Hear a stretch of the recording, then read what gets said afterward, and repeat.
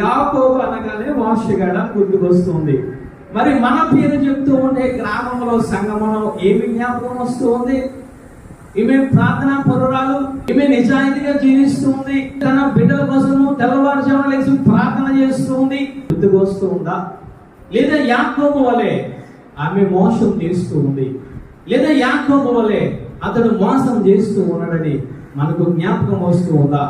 యాకోబును మనం విన్న వెంటనే మోసము చేశాడు, మంచిదే, మనందరం మోసం చేశాము. కానీ యాకోబు జీవితంలో ఒక అనుభవం ఉంది. అనుభవం ఏమిటంటే ప్రార్థన చేయడం, మొరపెట్టడం.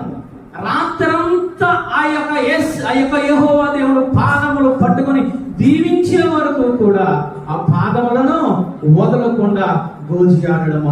ఆ యాకోబు మోసము నుంచి, యాకోబు నుంచి ఇశ్రాయేలుగా మార్చబడ్డాడు.